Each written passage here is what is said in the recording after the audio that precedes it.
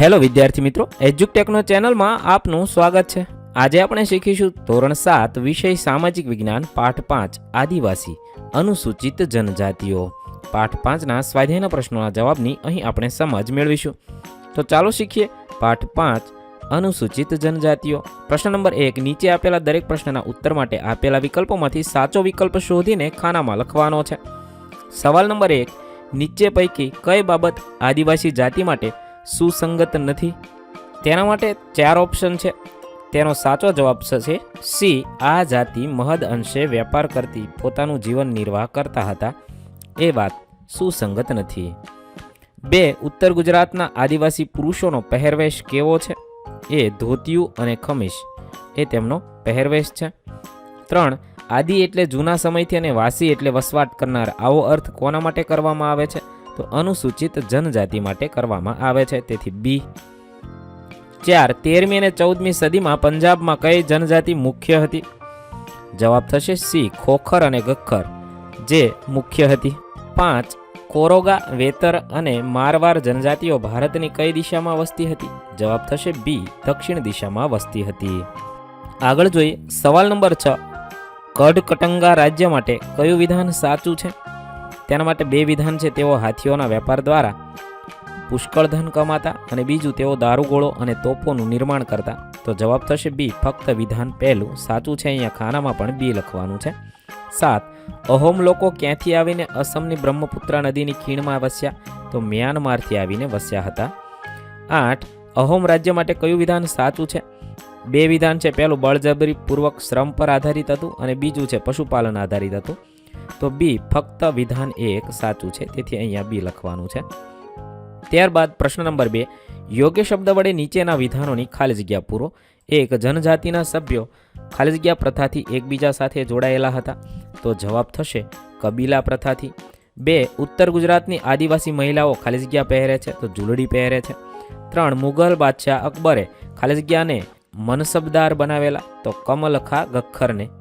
4, ગુજરાત અને મધ્યપ્રદેશ રાજ્યમાં ખાલી જગ્યા સરદારોના રજવાડા હતા, તો ભીલ સરદારોના। 5, અકબરનામા ખાલી જગ્યા રાજ્યોનો ઉલ્લેખ નોંધાયેલ છે, તો કડકટંગાના ગોંડ રાજ્યનો ઉલ્લેખ નોંધાયેલો છે। પ્રશ્ન નંબર 3, નીચેના વિધાનો સાચા છે કે ખોટા તે જણાવો। પહેલું, ભારતના ઉત્તર પશ્ચિમ ભાગમાં ગોંડ જનજાતિના સૌથી શક્તિશાળી હતી, તો વિધાન ખોટું છે। 2, ભીલ જનજાતિ શિકાર જેવી પ્રવૃત્તિ સાથે જોડાયેલી હતી, વિધાન સાચું છે। આગળ સવાલ નંબર 3, ભારતના ગોંડવાના વિશાળ વનપ્રદેશમાં રહેનારી પ્રજા ગોંડ તરીકે ઓળખાતી, વિધાન સાચું છે।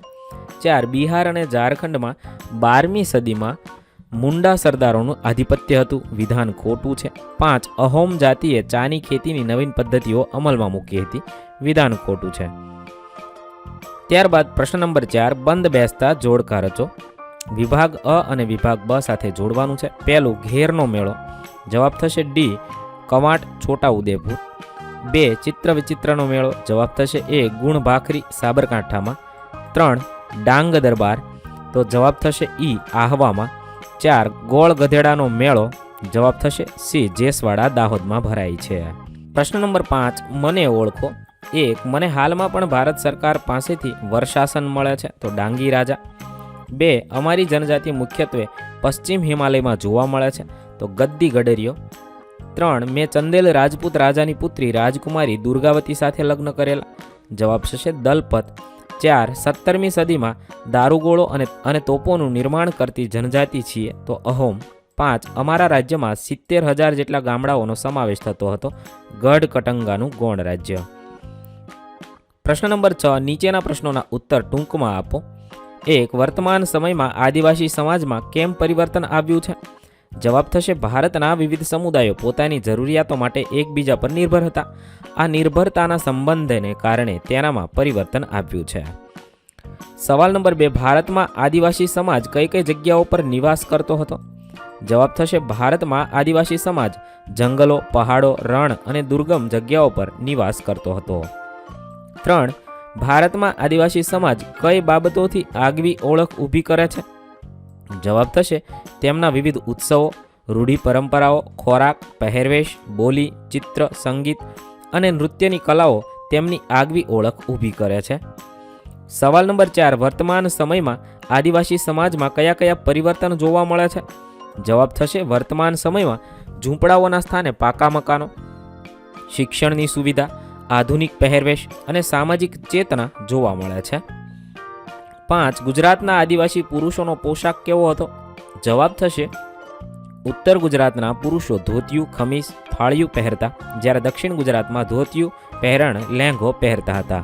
સવાલ નંબર 6, ગુજરાતમાં આદિવાસી સમાજ કયા કયા મેળાઓ ઉજવે છે? તો જવાબ થશે ગુજરાતમાં શામળાજીનો મેળો, કવાંટનો ઘેરનો મેળો, ચિત્ર વિચિત્રનો મેળો, ગાય ગોહરીનો મેળો, ગોળ ગધેડાનો મેળો વગેરે ઉજવે છે. 7, ભારતમાં કઈ કઈ જનજાતિઓ જોવા મળે છે? તો ભારતમાં ખોખર, ગખ્ખર, લંઘા, અર્ધુન, બલોચ, ગદ્દી ગડેરિયા, નાગા, ડુઘી, મિઝો, અહોમ, ચેર, મુંડા, સંથાલ, કોળી, બેરા, કોરાણા વગેરે જનજાતિઓ જોવા મળે છે. 8, પાઈક એટલે શું? જવાબ થશે અહોમ રાજ્યમાં જે લોકો પાસેથી બળજબરીપૂર્વક કામ કરાવવામાં આવતું હતું તેને પાઈક કહેવામાં આવતું હતું. ત્યારબાદ સવાલ નંબર 7, ટૂંક નોંધ લખો. 1, ગુજરાતનો આદિવાસી સમાજ. જવાબમાં લખીશું ગુજરાતનો આદિવાસી સમાજ પોતાના તેમજ ઘરેણાથી વિશિષ્ટ ઓળખ ઊભી કરે છે. તેમની મોટી ઓળખ તેમની વિશિષ્ટ પરંપરાઓ, બોલીઓ તેમજ ઉત્સવોમાં જોવા મળે છે. આદિવાસી સમૂહ પ્રકૃતિનો પ્રેમી અને સંવર્ધક રહ્યો છે. તેઓ પ્રકૃતિ તત્વ અને જુદા જુદા સ્વરૂપે દેવી દેવતાઓમાં શ્રદ્ધા ધરાવે છે. દરેક જનજાતિમાં એમના સમાજના પંચનું વિશેષ મહત્વ છે.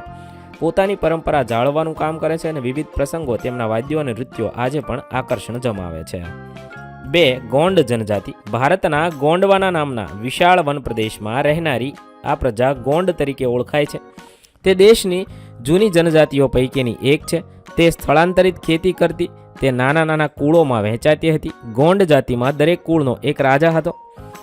અકબરનામાની નોંધ મુજબ ગઢકડંગાના ગોંડ રાજ્યમાં 70,000 જેટલા ગામડાઓ હતા. ગોંડ રાજ્યની રાજ્ય વ્યવસ્થા કેન્દ્રીકૃત હતી. રાજ્ય ગઢોમાં વહેંચાયેલું હતું. દરેક ગઢ પર એક ખાસ ગોંડ કુળની સત્તા હતી. દરેક ગઢ 84 ગામના એક એકમમાં વહેંચાયેલો હતો. 3 છે અહોમ જનજાતિ. અહોમ લોકો 13મી સદીમાં હાલના મ્યાનમારથી આવી અસમની બ્રહ્મપુત્રા નદીના ખીણ વિસ્તારમાં વ્યવસ્થામાં વસ્યા હતા. 17મી સદીમાં તો તેઓ દારૂગોળો અને તોપોનું નિર્માણ પણ કરી શકતા હતા. અહોમ જનજાતિના તમામ પુરુષો યુદ્ધના સમયમાં સૈનિકો તરીકે કામ કરતા હતા, જ્યારે શાંતિના સમયમાં ખેતી માટે સિંચાઈની વ્યવસ્થા જેવું સાર્વજનિક કામ કરતા હતા. ચોખાની નવી પદ્ધતિઓ તેમણે શોધી હતી. તેમના દરેક કુળને ખેલ કહેવામાં આવતું હતું.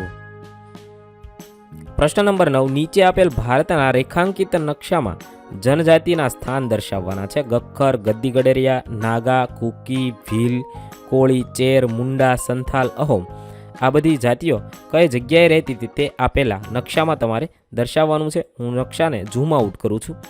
આ મુજબ છે એ નકશામાં દર્શાવી શકે. ગદ્દી ગડેરિયા, ભીલ, કોળી, ભીલ, કોળી, ભીલ, માણ, સંથાલ, સંથાલ, ગખ્ખર આ રીતે તમે વિવિધ જગ્યાએ કઈ જગ્યાએ રહે છે તે દર્શાવવાનું છે.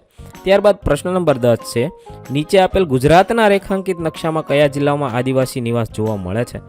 તો અહીંયા આપેલા જિલ્લાઓમાં આદિવાસી નિવાસ જોવા મળે છે, જે તમે આ મુજબ લખી શકો છો, જેમાં અરવલ્લી, દાહોદ, પંચમહાલ, છોટાઉદેપુર, નર્મદા, ભરૂચ, સુરત, તાપી, ડાંગ, નવસારી, વલસાડમાં જોવા મળે છે.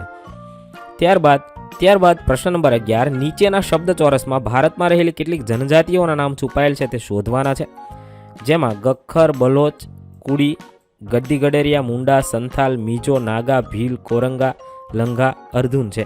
મેં અહીંયા ફરતે વર્તુળ કરેલા છે. આ મુજબ તમે જવાબ લખી શકો છો. અહીં આપણા પાઠ 5ના પ્રશ્નોના જવાબ પૂર્ણ થશે. વિદ્યાર્થી મિત્રો, ધોરણ 7ના સામાજિક વિજ્ઞાન વિષયના તમામ પાઠના પ્રશ્નોના જવાબના વિડીયો આપણી ચેનલ પર ઉપલબ્ધ છે, જે તમે ધોરણ 7 સામાજિક વિજ્ઞાન સ્વાધ્યાયન પોથી નામના પ્લેલિસ્ટમાંથી મેળવી શકો છો. પ્લેલિસ્ટની લિંક વિડીયોના ડિસ્ક્રિપ્શનમાં આપેલી છે, તથા જો તમારે તેની પીડીએફની જરૂર હોય તો તે તમે આપણી એપ્લિકેશન પરથી મેળવી શકો છો. એપ્લિકેશનની લિંક પણ વિડીયોના ડિસ્ક્રિપ્શનમાં આપેલી છે. વિદ્યાર્થી મિત્રો, આપેલા વિડીયોની જો તમારે પીડીએફની જરૂર હોય તો તમે આપણી એપ્લિકેશન સ્માર્ટ સાથી પરથી મેળવી શકશો.